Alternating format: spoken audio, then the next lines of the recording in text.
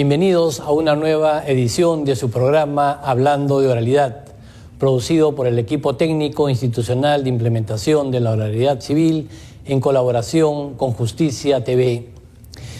Desde este espacio ya consolidado a través del canal del Poder Judicial, semana a semana tenemos la participación de especialistas nacionales e internacionales para tratar temas sobre el proceso civil oral, el derecho civil, las nuevas tecnologías aplicadas a los sistemas de justicia y otros temas relacionados con el quehacer judicial. Hoy nos acompaña el doctor Julio Pozo Sánchez, abogado y magíster en Derecho Civil y Comercial por la Universidad Mayor de San Marcos, y actualmente sigue estudios de maestría en Dirección de Negocios Jurídicos en Centrum de la Pontificia Universidad Católica del Perú. Es especialista en temas de propiedad, posesión y juntas de propietarios, abogado informante de la parte demandante en el 11º Pleno Casatorio Civil.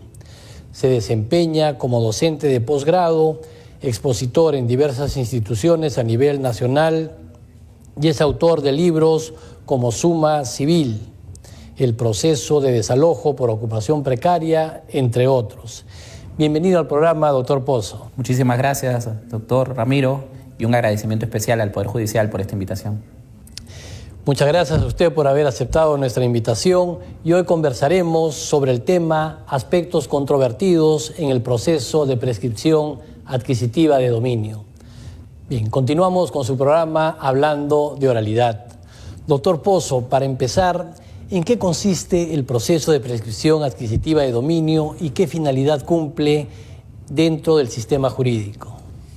El proceso de prescripción adquisitiva de dominio como tal, doctor, tiene una finalidad: que el justiciable que se apersona al Poder Judicial pueda declarar su derecho de propiedad.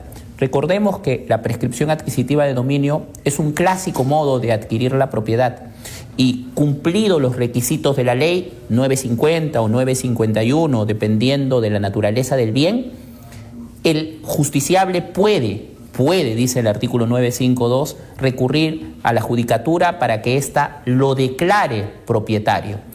A la larga, esa es la finalidad del proceso de prescripción adquisitiva de dominio: declarar propietario a aquel poseedor que ha cumplido con los requisitos sobre un bien inmueble o sobre un bien mueble. Pero valgan verdades, hoy tiene una finalidad adicional desde nuestro entendimiento. Ahora también el proceso de prescripción adquisitiva de dominio sanea propiedad. Hay propietarios que no pueden alcanzar el registro público, hay propietarios que tienen esa necesidad de llegar al registro público y acuden al Poder Judicial presentándose como propietarios, lo que parece una contradicción, pero argumentando que tienen una posesión continua, pacífica, pública, como propietarios que son, y le piden el auxilio al órgano jurisdiccional para que también los declare propietarios. En efecto, ¿no? Este tema de la prescripción adquisitiva es un tema muy importante, pero también que ha generado muchos problemas judiciales, muchos criterios jurisprudenciales, y justamente usted participó en el 11º Pleno Casatorio, que ya me indican que está pronto por resolverse, y que va a tratar de poder uniformizar, ¿no?, los criterios que existen respecto a este tema. Y uno de los problemas son los requisitos. ¿Cuáles son los requisitos que debe tener un justiciable para poder presentar una demanda de prescripción adquisitiva en debida forma? Además de los requisitos que establece el artículo 424 y 425 del Código Procesal Civil, que son requisitos que toda demanda debe postular, presupuestos procesales y presupuestos materiales en esencia, para la prescripción adquisitiva de dominio como tal, para este proceso, el artículo 505 del Código Procesal Civil nos pide, en primer lugar, identificar e indicar cuál es el tiempo de posesión y precisar la fecha de inicio de posesión y cómo se obtuvo o se tomó posesión. Ese es un requisito sumamente importante en la parte de descripción y es un requisito especial. Adicionalmente, la norma exige que para los efectos de una prescripción adquisitiva se acompañen planos de ubicación y planos perimétricos. Y aquí hay una particularidad de la norma. Exige que estos sean visados por la municipalidad. Y lo que ocurre en la realidad, estimado doctor, es que muchas municipalidades literalmente se niegan a visar los planos, bajo el argumento de que solo el propietario puede pedir la visación de planos. Y entramos en una contradicción, porque quien se presenta ante la municipalidad pidiendo que se le vise los planos es un poseedor que reclama o va a reclamar ser declarado propietario. Existen sentencias de la Corte Suprema de Justicia que hoy admiten la posibilidad de que, acreditado que no se pudo obtener la visación del plano por una negativa expresa o tácita del municipio, admitir los planos sin visación.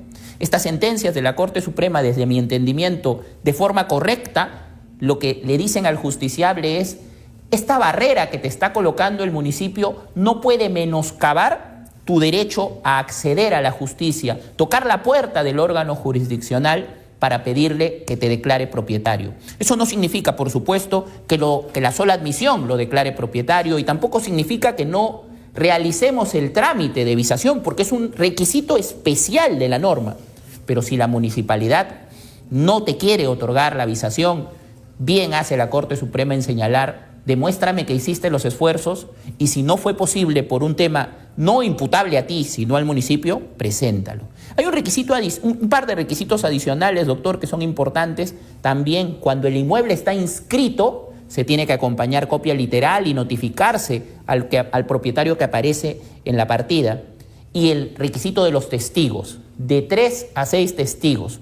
Estos son requisitos especiales porque se entiende que de forma copulativa, en su conjunto, podrían acreditar que quien demanda cumple y califica con los requisitos especiales del derecho civil para adquirir por prescripción adquisitiva de dominio. Bien, y también hay un requisito de notificar a los colindantes, ¿no? Completamente, doctor. ¿Para qué? ¿Cuál sería el objeto de esta notificación a todos los colindantes? Cuando la norma civil exige que para adquirir por prescripción la posesión sea continua, pacífica y pública, los colindantes pueden dar fe de ello al momento de ser notificados. Y es particular porque no son parte del proceso, pero se les notifica a los efectos de que tomen conocimiento y puedan pronunciarse. Y si la demanda es correcta, y cuando digo es correcta, va a tener asidero y quien lo postula está convencido de que tiene las pruebas, el colindante lo único que va a hacer es reafirmar, si decide apersonarse, lo que está ocurriendo. Básicamente, una posesión continua, pacífica, pública y a todas luces, a los efectos de lo que el colindante mira como propietario. Bien, nuestro país se caracteriza por ser un país informal. Y este problema de la informalidad también llega a los derechos reales, ¿no? Si nosotros hacemos un levantamiento de catastro, vamos a ver que la mayoría de inmuebles no están registrados, o están registrados pero no reflejan la realidad actual. Para interponer una demanda, ¿no?, en estos términos sobre un inmueble que no está inscrito, ¿cuál debería ser la pretensión que deberían formular los demandantes? Y aquí, doctor, ya nos encontramos netamente en un espacio procesal que muchas veces los abogados desconocemos o por alguna razón no postulamos. Creemos que la sola pretensión de prescribir es suficiente y no es así. Cuando se trata de bienes no inscritos, primero, hay un mito. Se cree que la pretensión no debe ser de prescripción adquisitiva, sino de título supletorio. No, la naturaleza de la prescripción adquisitiva y la del título supletorio son completamente distintas. Sin embargo, una prescripción adquisitiva se puede postular respecto de un bien no inscrito y la pretensión principal será una de prescripción adquisitiva, pero la pretensión accesoria necesariamente debe ser, si cabe en el caso, una de independización y además una de inscripción en el registro público, pedirle al juez que inmatricule el bien. Y ocurre en la práctica, doctor, que cuando no se postulan estas pretensiones accesorias o de independización o de inmatriculación, naturalmente un magistrado dice, no lo pediste, me pediste que te declare propietario. Y aunque hay quienes consideran que la accesoriedad es naturalmente consustancial a lo principal en materia del proceso, no funciona así. Uno tiene que postular correctamente su pretensión principal, prescripción adquisitiva de dominio, su pretensión accesoria, independización, su pretensión accesoria 2, inmatriculación en caso el bien no esté inscrito. Sí, ahí se hace realidad el dicho popular, ¿no? Mejor es pecar por exceso que por defecto, ¿no? Y de esta manera evitamos estas dificultades. Bien, retornamos con esta interesante entrevista al doctor Julio Pozo sobre la prescripción adquisitiva de dominio. Doctor Pozo, como usted bien sabe, el Poder Judicial ha implementado un cambio, una transformación del proceso civil, ¿no? De un proceso civil escrito a un proceso civil oral. Desde el ámbito de los procesos de prescripción adquisitiva, ¿cómo ha influido estos nuevos procesos civiles en la materia que estamos tratando? La oralidad, doctor, ha permitido puntualmente en el proceso de prescripción adquisitiva que las partes puedan y se permita poder encontrar una resolución rápida, célere, con una inmediación distinta y mejor. Por ejemplo, ahora, a propósito de la oralidad, es completamente permitido y existe un campo mayor para la conciliación. Es mucho más sencillo en oralidad buscar conciliar. Y aunque la pretensión de prescripción adquisitiva parezca una de conflicto, yo he participado en supuestos en los que, al tratarse finalmente de un derecho civil patrimonial, esta discusión, de eso es el fondo, las partes pueden llegar a un entendimiento y la oralidad lo promueve y lo permite. Por ejemplo, a propósito de la oralidad, la fijación de puntos controvertidos, doctor, que valgan verdades en el ámbito de lo escrito, pasaba desapercibido y el juez, con total honestidad, parecía limitarse a la pretensión del demandante. Hoy, con oralidad, la parte demandada puede, con el juez y la parte demandante, establecer claramente sobre lo que se tiene que pronunciar el magistrado como punto controvertido. En mi experiencia en prescripción adquisitiva y otros procesos, eso es fundamental porque le permite al juez, a partir de ello, saber con qué prueba cuenta, qué prueba debe tomar en consideración. Y un tercer punto, doctor, que para mí es verdaderamente importante como abogado litigante, es el juez está permitido de advertir y, si considera, sancionar la conducta procesal temeraria. Puede verlo, puede palparla. La oralidad se lo permite de forma manifiesta y puede advertir cuando un abogado o una parte trata de sorprenderlo. Y me ha tocado jueces que tal vez no lleguen a la sanción, pero que digan, un momentito, ¿usted no conoce su teoría del caso? Explíquemela. ¿Qué me está pidiendo? ¿Por qué aquí en su escrito usted postula esto y en este momento oraliza algo distinto? La importancia de la oralidad, doctor, que ha llegado para quedarse y seguir mejorando, yo creo que nos ofrece muchísimo en materia de prescripción adquisitiva.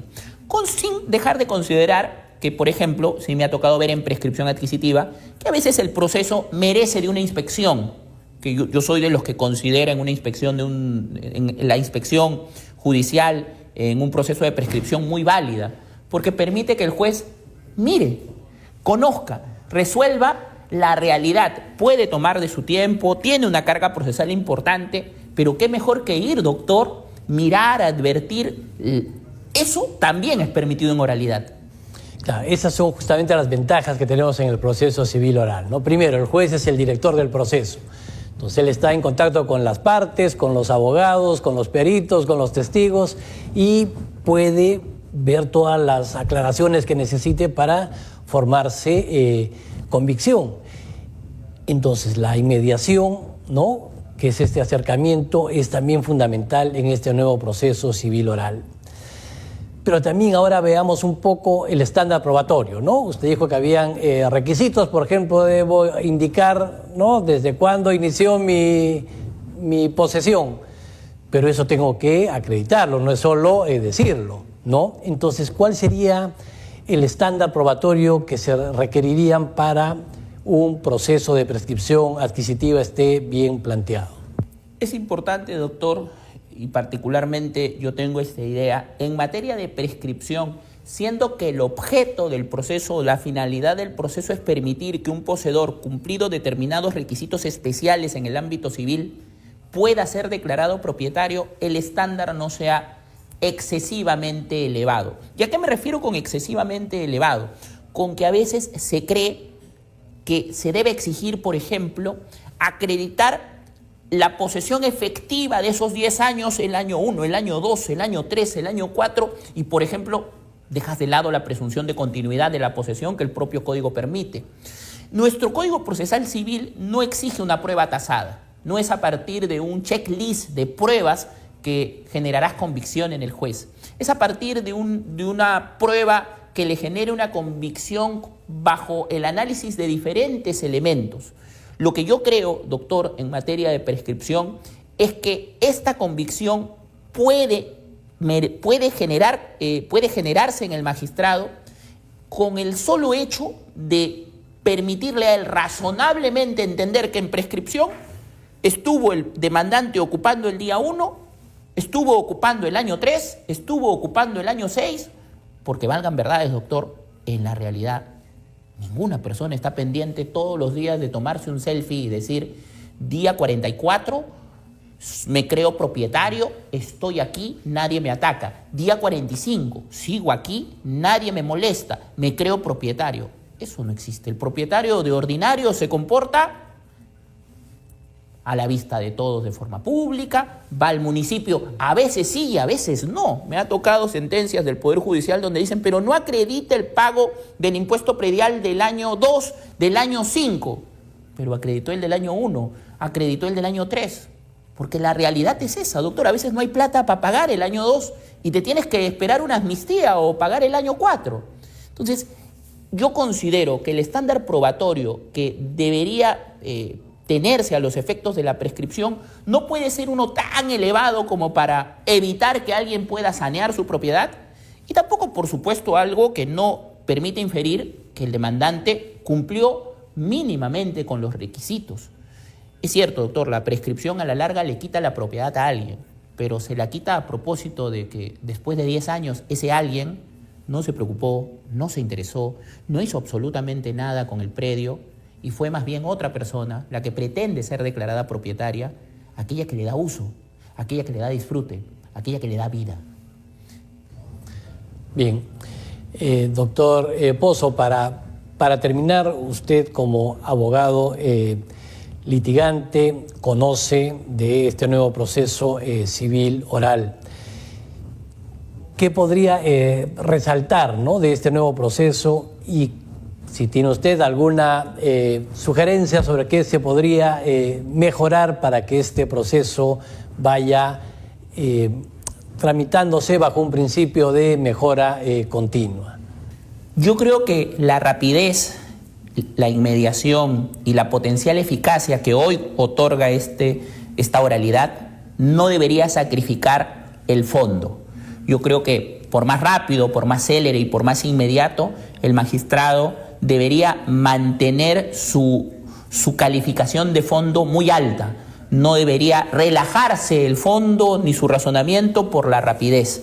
Porque me ha tocado verlo por un lado rápido y en la práctica con fallos que tal vez por esa rapidez no tienen esa motivación de vida, esa motivación suficiente.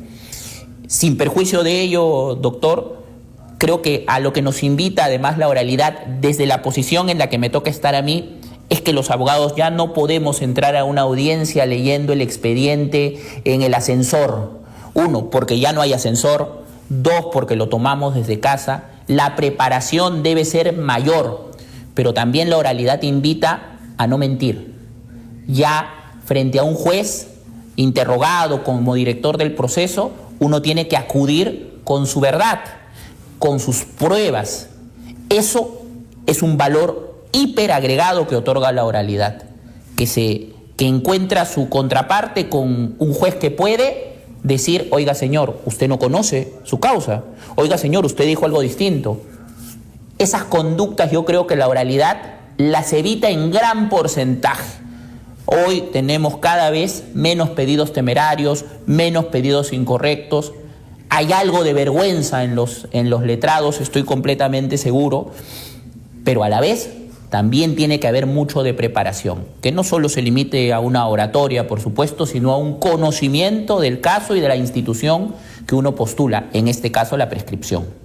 En efecto, en este nuevo proceso civil oral no se puede improvisar, ni el juez ni los abogados, porque en la audiencia va a quedar evidenciado y, como usted lo ha indicado, van a pasar una vergüenza delante de todos, ¿no? Entonces es sumamente importante que tanto el juez como los abogados conozcan detenidamente el caso y así en la audiencia preliminar o en la audiencia de pruebas que corresponda pueda desempeñar correctamente el papel que le corresponde. Bien, muchísimas gracias, doctor Pozo, por su participación. Asimismo, agradecemos a todos los que nos siguen por nuestro programa Hablando de Oralidad a través de Justicia TV y los invitamos a que nos sigan los días martes después del noticiero central y también a través de nuestro canal de YouTube. Muchas gracias.